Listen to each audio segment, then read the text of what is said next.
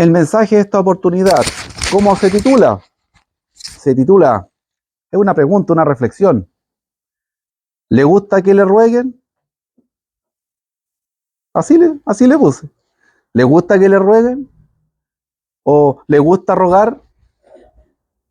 Esa es la reflexión que vamos a tener en la palabra.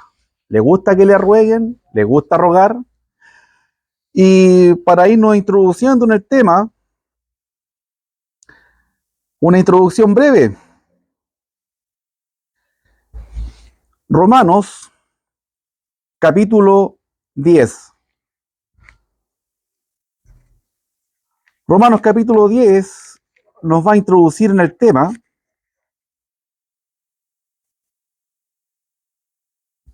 Capítulo 10 y vamos a comenzar versículo 12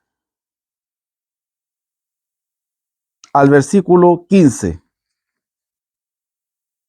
Capítulo 10 de Romanos, versículos 12 al 15. Un pasaje muy conocido, pero hoy día lo vamos a profundizar. El desafío hoy día, llevando una reflexión nueva, algo que sea un crecimiento adicional en nuestro caminar en Cristo hoy día. Bien, nos vamos a edificar en una forma, una perspectiva más profunda de ver el tema. ¿Y qué dice la Escritura? El apóstol Pablo en el versículo 12 dice, porque no hay diferencia entre judío y griego, pues el mismo que es Señor de todos es rico para con todos los que le invocan, porque todo aquel que invocara el nombre del Señor será salvo. A veces escuchamos en el mundo secular, en el mundo que no conoce a Dios, pero sabe que hay un Dios, pero no lo conoce, hablando de Israel como el pueblo de Dios. Ignoran que para Dios no hay diferencia entre un israelita o un chileno o un colombiano o paraguayo o boliviano, da lo mismo. Aquí la Escritura es clara en el versículo 12 en decir, no hay diferencia entre judío y griego. Griego es todo lo que no es israelita. Y para Dios no hay diferencia. Alguna vez Israel fue el pueblo de Dios, pero hoy el pueblo de Dios es la iglesia. La iglesia es el pueblo de Dios según la Escritura. Entonces, no es raro que a veces en el mundo que desconoce la Escritura diga cosas como, oh sí, es el pueblo que eligió Dios, es el pueblo vigente, tiene una cobertura especial. Incluso a veces en el ambiente evangélico y todo eso también se pone énfasis en que un pueblo especial, escogido, como que está en paralelo con la iglesia. No, no está en paralelo. Estamos bajo un nuevo y mejor pacto, dice la Escritura, con mejores promesas, establecido por el mismo Hijo de Dios. ¿Qué fue el antiguo pacto? Sombra, una sombra del que vendría y es en el que estamos. ¿Y qué enseña esto? Que el tema es invocar a Dios en verdad.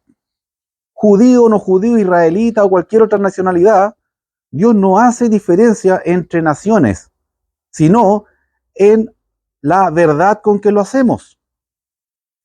Y agrega el versículo 13, porque todo aquel que invoque el nombre del Señor va a ser salvo. Pero lo invoque ¿cómo?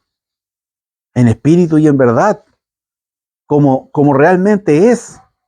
No viviendo la religión, ¿no es cierto?, como una cosa que podría ser heredada, una cosa que podría ser política, llevando el tema de iglesia como algo social, como algo recreativo, pasatiempo, a veces hasta impuesto. ¿Cuántas personas por tradición llevan una fe? ¿Están invocando al Señor para ser salvos realmente? Dice la Escritura que no. Tiene que haber una búsqueda sincera, honesta. No importa dónde usted parta. Budismo, lo que sea, ateo, da lo mismo. Pero la búsqueda de Dios es una acción personal y una misión de vida en este mundo. Buscar a Dios. Sin ir más lejos, no tenemos que buscarlo. Está en nuestro corazón, en nuestra mente. Mateo 6:33. ¿Cuál es la prioridad del hombre en la vida? Buscar el reino de los cielos. Buscad primeramente el reino de los cielos. Todo lo demás que es añadidura. Y viene por añadidura. Y es consecuencia de ello. ¿Cómo termina Eclesiastés? El fin de todo el discurso oído es este: teme a Dios y guarda sus mandamientos, porque Dios traerá toda obra a juicio, tanto el bien como el mal. Entonces, hay un propósito en la vida, sí.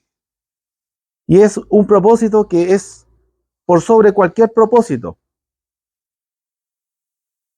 Y es llegar a invocar el nombre de Dios en espíritu y en verdad para ser salvos. Y aquí el versículo 14 hasta el versículo 16 nos van a mencionar un hermoso pasaje que incluso está tomado del Antiguo Testamento, una promesa, una revelación. Y Pablo toma este pasaje, vamos a leer del versículo 14 al 16, palabras del profeta Isaías que vienen del corazón de Dios, y dicen: ¿cómo pues invocarán a aquel en el cual no han creído? ¿Y cómo creerán en aquel de quien no han oído? ¿Y cómo oirán sin haber quien les predique? ¿Y cómo predicarán si no fueren enviados? Tiene mucho sentido, claro. Yo no puedo invocar a aquel Dios que no conozco. ¿Y cómo yo voy a conocer al Dios verdadero si alguien no me lo presenta? ¿Y cómo alguien me va a presentar al Dios verdadero si ese alguien no viene a mí? Porque yo no puedo buscar al Dios que ni siquiera sé que existe. Por eso mire la promesa. Cuán hermosos son los pies de los que anuncian la paz, de los que anuncian buenas nuevas. Los pies más hermosos que caminan sobre la faz de la tierra son los que proclaman y anuncian, ¿qué cosa? El evangelio de salvación. ¿Para qué? Para lograr invocar a Dios en espíritu y en verdad para ser salvo. Ahora, ponga mucha atención en esto que le voy a preguntar. El hecho de que a usted o a mí o nosotros a alguien le presentemos el evangelio de salvación, ¿es garantía de que esa persona va a ser salva? Estamos de acuerdo en que sin el evangelio, sin conocer el evangelio, sin que sea predicado el evangelio, la persona no va a ser salva. Estamos de acuerdo porque es lo que dice la palabra.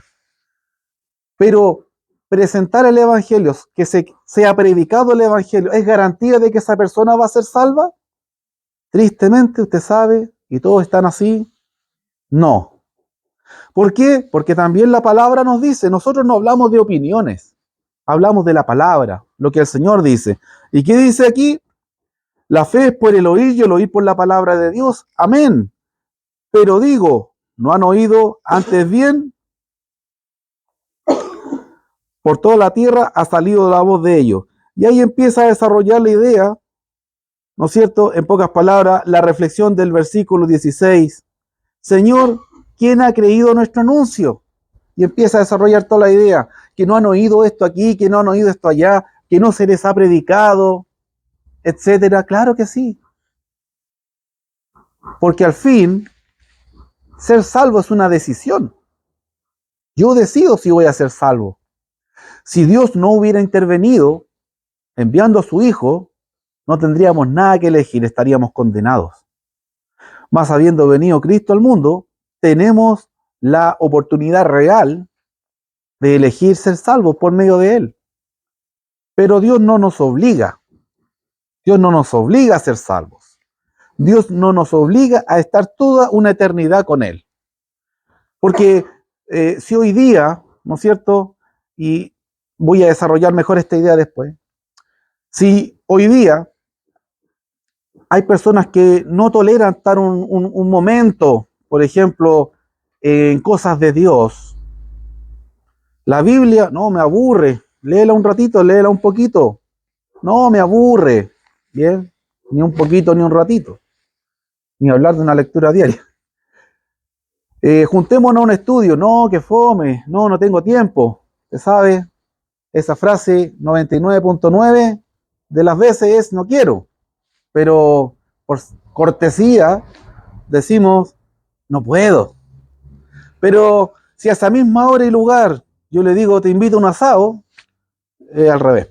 Ah, sí puedo, no, sí, sí tenía algo que hacer, pero lo postergo. O si le dice, oye, te invito todo pagado de vacación, ah, vamos. Ahí, oye, pero no trabajas. Sí, pero yo me las arreglo. Yo me las arreglo, o sea, si le estoy invitando a un viaje de placer extraordinario a una persona, no me va a decir, no, es que trabajo. En su vida quizás va a tener esa oportunidad. Lo que menos le va a importar es el trabajo, ahí va a ver la forma. Entonces cuando uno quiere, puede. Busca la forma, o por lo menos lo intenta. Bueno, versículo 21, esta idea desarrollando el apóstol Pablo para los hermanos que están en Roma, le está explicando en pocas palabras, no hay garantía de que por escuchar el Evangelio, de que por entender el Evangelio seas salvo. Lo que necesitamos es invocar en espíritu y verdad el nombre del Señor. Lo que necesitamos entonces es obedecerlo, hacerlo nuestro. No solamente necesitamos la información, que es vital, es una información revelada desde el cielo para nuestra salvación. Pero la información por sí misma no es suficiente. Necesitamos obedecerla, necesitamos hacerla propia. Es como si usted va al médico y el médico le da un tratamiento, le da una receta, y usted con solamente saber o creer que ese medicamento, que ese tratamiento le va a hacer bien, ¿usted está listo? ¿Está sano? No. Lo mismo con un mecánico. Llevo el auto ahí arrastrando con grúa, destartalado el pobre vehículo donde el mecánico, y el mecánico me da el diagnóstico, mire, esto está malo, estos repuestos hay que comprar, esto es lo que hay que hacer. Yo con solamente entender y creerlo, ¿el auto se arregló? No, hay que comprar los repuestos, hay que traer los repuestos, hay que pagar el arreglo. O sea, tenemos que no solamente entender y creer, tenemos que tomar acciones. Y ese es el punto.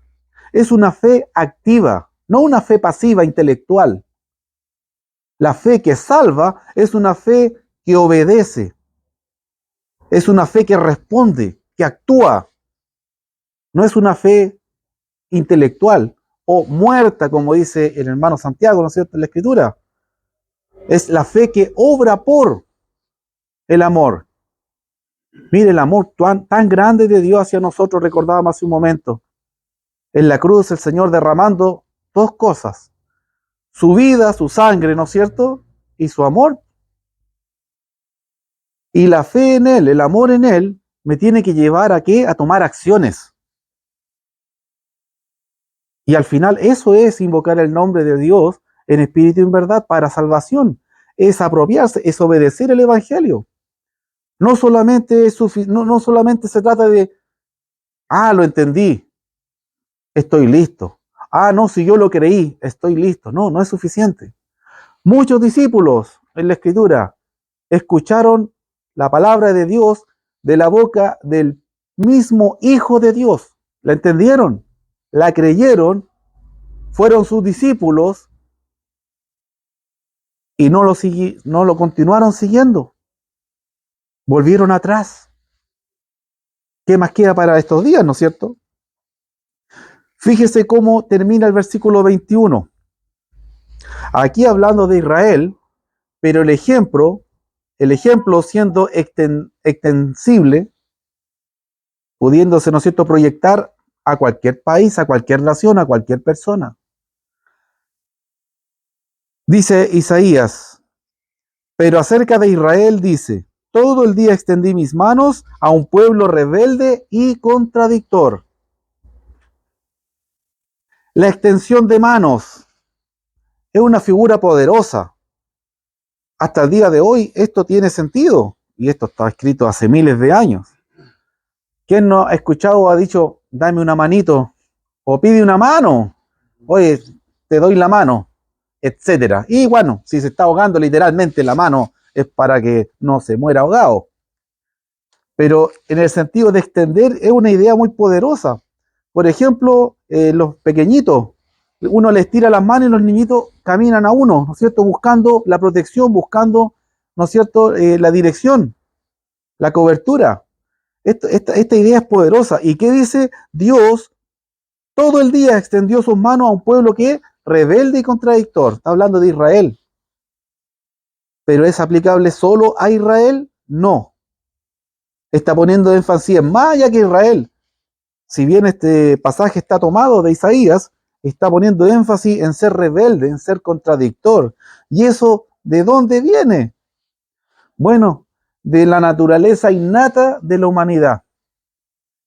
Porque por naturaleza somos rebeldes. Y hay algo que se llama psicología inversa. Oye, increíble. No sé si usted ha tenido oportunidad de ver ese video, búsquelo, es muy cómico. Un niño chiquitito, el papá le dice, súbete al auto, no. Y le cierra la puerta, súbete al auto, no, no te subas. Se subió. Y el niño apenas sabía hablar, pero ya venía ya configurado. O sea, no, no, si me dice así es no, si me dice que no es así. A ver, le voy a preguntar, oye, elijo esto, ya, entonces elijo esto otro. Y así, por ejemplo, estudios de mercado, estadísticas populares, etcétera, a veces han terminado en el fracaso rotundo de proyectos importantes. Hoy aquí la gente expresa por medio de esta estadística, esta encuesta, este estudio de mercado que se ha hecho, la gente está súper interesada en el tema de gimnasio. Aquí es grito y plata un gimnasio, porque toda la gente iría al gimnasio si hubiera un gimnasio cerca. Pongamos un gimnasio, po. Se pone el gimnasio, nadie va al gimnasio. Entonces, es muy fácil pensar y entender, sí, es saludable, es bueno, ya sí, es accesible. Sí, voy a ir. No llega. En las cosas espirituales, lo mismo. Y retomo la idea de el principio. ¿En qué sentido? No es raro entender que también en lo espiritual la humanidad es contradictoria, en el sentido de que la humanidad en general pretende pasar toda la eternidad con Dios en el cielo, sin estar dispuesto a dejar un momento en la semana, en el día, a veces ni en el mes y en el peor de los casos, ni en el año, para estar con Él. ¿Se entendió, verdad? Así como, ¡ay, qué fome! Sí, ya, bueno, ya vamos a la iglesia, me han invitado tanto, vamos, voy a conocer. O vamos a ese estudio bíblico, o ya estudiemos la Biblia un rato, ya está bien, así como, para que me deje de molestar. ¿No es cierto? Si tenemos esa actitud, que puede ir más allá del desinterés, puede ser el desgano, puede ser el cansancio, todo es válido, ¿ya? Quizás estamos muy cansados ese día para un estudio bíblico, o ese día para visitar a un hermano que está enfermo, o estamos muy cansados incluso para congregarnos ese día. ¿Por qué? Porque se le entregamos todo el mundo del un asado. Entonces a Dios no le dejamos ni la sobra. ¿Sí? Porque el motivo por el que estamos muy cansados el domingo para congregarnos, o en la semana para un estudio, es porque estamos sirviendo 100% al mundo. Entonces estamos entregando toda nuestra vitalidad, nuestra fuerza, nuestro tiempo al mundo. Entonces, vuelvo a la reflexión. Pretender pasar toda la eternidad con Dios en el cielo es contradictorio si no estamos dispuestos de corazón a pasar también momentos de calidad con Dios en el día, la semana. Si ni siquiera lo hemos hecho en el mes o en el año, somos igual que esas personas que en ese condominio, en ese lugar, entrevistaron a 5.000 personas, si irían al gimnasio, todas dijeron que sí, pusieron el gimnasio y el gimnasio quebró. Lo mismo de contradictorio. Si no tenemos ese deseo, porque ese deseo no nace de la nada, entonces va a concluir en qué? En un no puedo, que realmente es no quiero. La semana, yo saqué la cuenta, usted lo puede verificar, 168 horas. Pero necesitamos 8 para descansar y etcétera, etcétera. Nos quedan, ¿no es cierto?, 2/3 del día y en ese sentido 112 horas. En la semana usted va a contar con 112 horas, 16 por día, para hacer lo que necesita. El mayor tiempo lo vamos a destinar sin duda a trabajar, pero no trabajamos 16 horas diarias, ¿no es cierto? No trabajamos 16 horas diarias. Entonces ahí está la sabiduría que tenemos que tener, que tenemos que pedir a Dios, que tenemos que aplicar en nuestra vida para administrar bien el tiempo, porque no podemos hacer ni un minuto más en la semana. Son 112 horas y se acabó la semana, empieza otra. Y siempre empieza con domingo, para que no lo tome de sorpresa. Eso va a ser siempre así. Todas las semanas van a empezar con un domingo, con la oportunidad de congregarse, de reunirse. Una iglesia que se va a reunir cerca o quizás no tan cerca, pero usted va a poder ir. Porque yo tuve amigos en la universidad donde decían, ¡ay, sí, pero queda re lejos el local! Decía, sí, la universidad te queda más lejos y iba ahí todos los días. Sí. Ahora si quería una más cerca, activa una congregación en tu casa, po. Trabaja ahí la obra, po. Si no hay congregación en tu comuna, trabaja por la obra en tu comuna, po. Si encuentras que estás lejos. Ni hablar de trabajo. Ni hablar de trabajo. Había uno de los trabajos más extremos en que encontré cuando era empleado. Me tenía que levantar como a las 5 de la mañana, 4:30, 5 de la mañana, para tomar la micro a las 6. Y decía, ¡ay, qué sacrificio tan grande! En mi mente estaba a trabajar un tiempo nomás porque mi meta no era estar siempre ahí. Yo estaba ganando experiencia. Quería aprender el sistema y obviamente contribuir en el lugar que trabajara por un tiempo, qué sé yo, 6 meses. Duré 5 a propósito, no alcancé a durar 6. Y yo decía, qué sacrificio más grande. Y cuando yo tomaba la micro, a veces me encontraba con una señora que venía ya media hora en la micro, hermano. Y todavía faltaba más de una hora para llegar. Hora y media. Y después hay que volver. O quedarse a vivir en la fábrica. Pero a veces encontramos que la congregación es muy lejos. Oh, se reúnen tan lejos, media hora, hay que andar en micro 40 minutos. Pero para el trabajo felices 90 minutos, 120 minutos. Felices. Es un tema de convicción. Es un tema de enfoque. ¿No es cierto? Si llegamos con toda la disposición todos los días al trabajo, después de una hora de micro, o a veces una hora de conducir, porque antiguamente uno tenía su vehículo para moverse más rápido, ahora es mentira, no. Ahora es más rápida la locomoción, yo tomo el metro y me demoro al centro 20 minutos y en vehículo 40.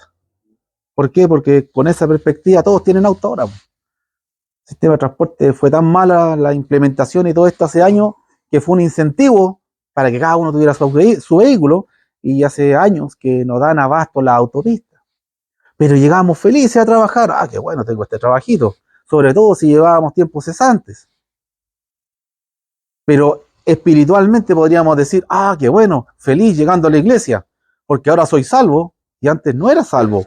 Ahora tengo la promesa de vida eterna, antes no tenía una promesa de vida eterna. Antes estaba enemistado con Dios, ahora estoy reconciliado por Dios. Hay más motivos para estar felices, para llegar a reunirse, que va a llegar al trabajo. Pero es un tema de perspectiva, hermano. Es un tema de perspectiva. Vamos a ir, hermano, a el pasaje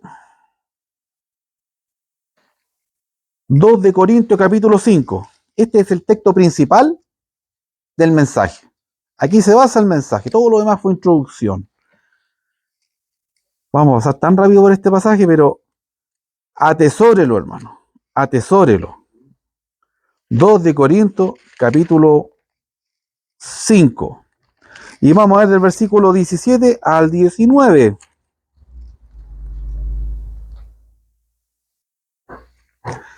Un versículo también muy conocido. Es familiar, se repite. Hay pasajes de la Biblia que uno lo lee o lo escucha y dice, uy, nunca he escuchado ese versículo. Pero el que mostré recién y el que voy a mostrar ahora son muy conocidos porque son repetitivos. Los escuchamos normalmente en mensajes, ya sea radiales, en la iglesia, etcétera. Surgen con facilidad. Fíjese lo que dice aquí. De modo que si alguno está en Cristo, nueva criatura es. ¿A quién no le gusta este versículo? A todo el mundo. ¿Por qué? Porque todos queremos ser nueva criatura en Cristo. Entonces, versículo 17. De modo que si alguno está en Cristo, nueva criatura es. Las cosas viejas pasaron, he aquí, todas son hechas nuevas. Y todo esto proviene de Dios, que nos reconcilió consigo mismo por Cristo y nos dio el ministerio de la reconciliación, que Dios estaba en Cristo reconciliando consigo al mundo, no tomándoles en cuenta a los hombres sus pecados, y nos encargó a nosotros la palabra de la reconciliación. Todo esto basado en la vida y obra del Señor Jesús allá en la cruz. Todo esto girando en torno a qué? A un fin que es la reconciliación, que sea posible la reconciliación de el ser humano con el Creador. Atención a lo que dice el versículo 20.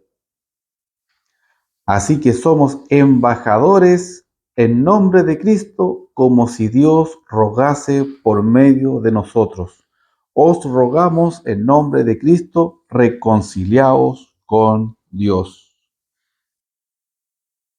¿Qué significa esto literalmente? Literalmente significa que cada vez que una persona nos habló en el nombre del Señor, nos habló basado en la palabra de Dios, fue Dios hablándonos a nosotros. Y no solamente hablándonos, sino también rogándonos, suplicándonos que nos reconciliáramos con Él. Dios envió a su Hijo al mundo para que la reconciliación de la humanidad con Él fuera posible. Si Dios quisiera la condenación del mundo, bastaba con que Cristo no viniera, bastaba con que Cristo no hubiera venido. Eso innegablemente expresa el deseo de que Dios desea, ¿qué cosa? Nuestra reconciliación. Pero la reconciliación es una acción mutua de ambas partes. Por más que una parte esté rogando, suplicando de rodillas, si la otra parte es orgullosa, altiva, entonces no se va a lograr dicha reconciliación. ¿Qué tenemos aquí? Tenemos a Dios rogándonos cada día de nuestra vida por multitud de personas, de muchas formas, hablándonos. ¿Para qué? Para que nos volvamos a Él, para que nos arrepintamos de nuestro mal proceder, para que comencemos una vida de perfección en su Hijo Jesucristo.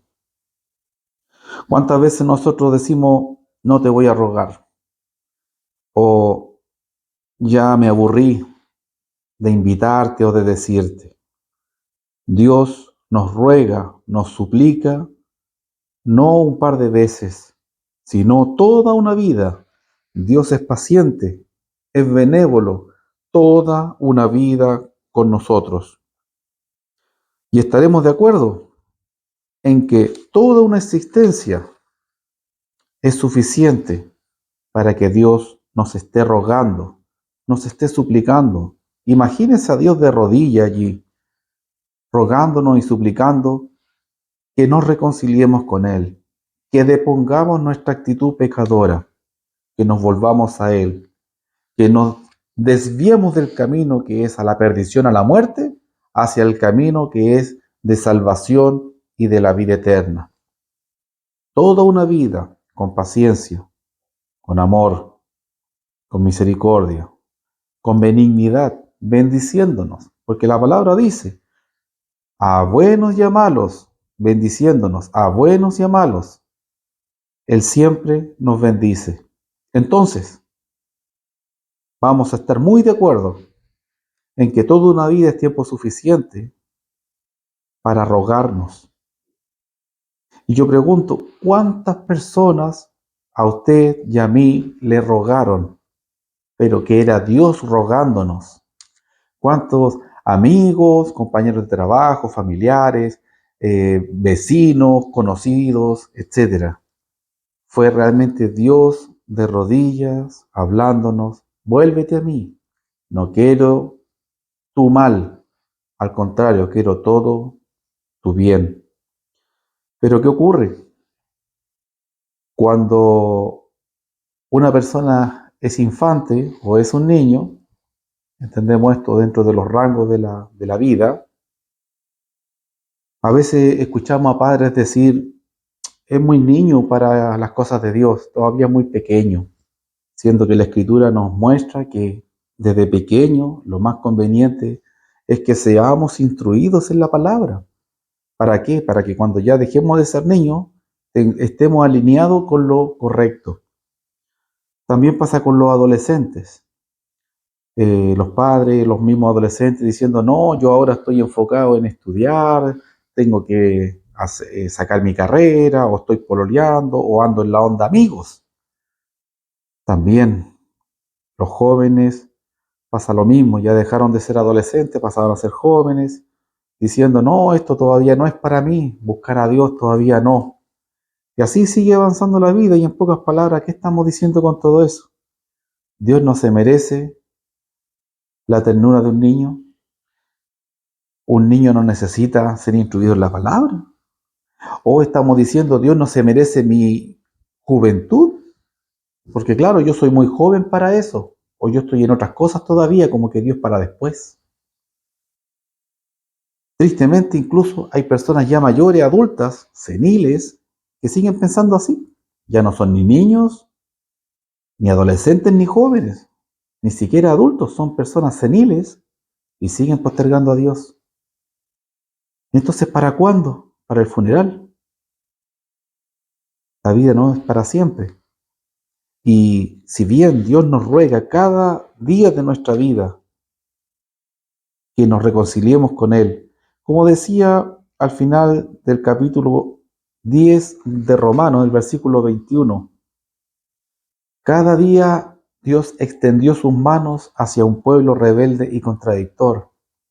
Bien podríamos extrapolar ese pasaje a lo que es cada persona de este mundo, no solamente Israel, no solamente Israel. Dios extendiendo su mano cada uno de los días de nuestra vida, en cada lugar, en cada generación hasta que Cristo venga. Pero ¿qué ocurre? Cuando usted estira los brazos para que el niño venga a usted, cuando usted estira las manos para que la persona que se esté ahogando tome su mano y no muera ahogada, o está en un precipicio y uno dice, dame la mano, o te doy la mano, o en términos que a veces como ayuda, oye, dame una mano, toma, te doy una mano. El término de extender las manos es muy amplio, es muy profundo, daría para mucho más que hablar, pero quedémonos con la idea de socorro. Dios extendiendo sus manos hacia nosotros. Nosotros como seres humanos, cuando extendemos nuestras manos, después de un tiempo nos cansamos y se caen nuestros brazos. Los brazos de Dios están extendidos hacia nosotros toda una vida. ¿Cuánto durará esa vida? No sabemos. ¿Todavía es muy pronto para acercarnos a Dios? Sin duda, no. Nunca es muy pronto, siempre es muy tarde. Si llegamos a Dios seniles, perdimos toda nuestra juventud. Si llegamos siendo ya adultos, perdimos toda nuestra adolescencia. Si llegamos siendo adolescentes, perdimos toda nuestra niñez de buscar y de crecer en Dios. Pero el punto es no mirar lo que perdimos, sino lo que queda por delante. Ese es el punto. ¿Y a qué quiero llegar? A que seamos niños, sean adolescentes, sean jóvenes, adultos o seniles, esta vida se termina.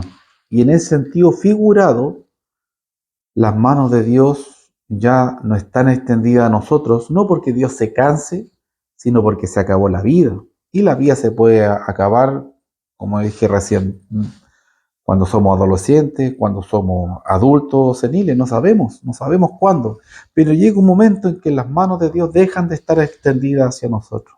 Muchas personas esperan ese momento para acercarse a Dios.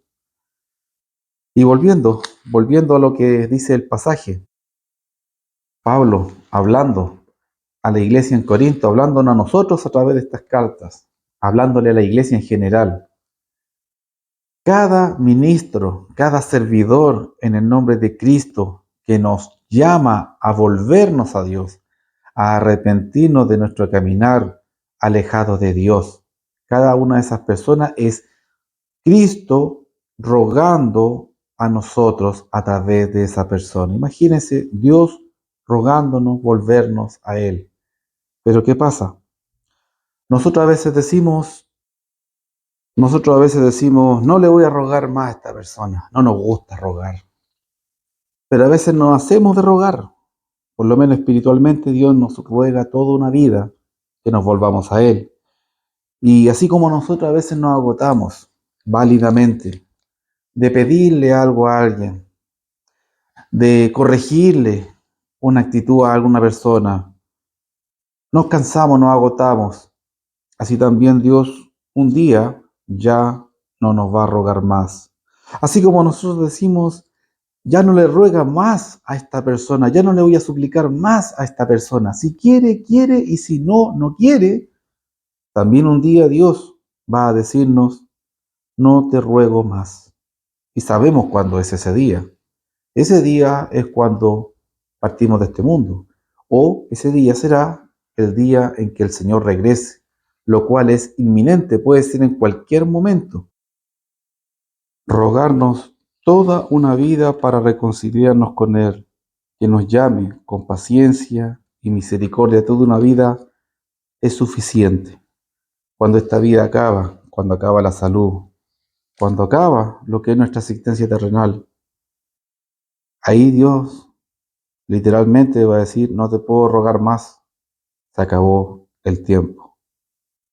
Porque es verdad que Dios nos ruega toda una vida, pero no nos va a rogar toda una eternidad.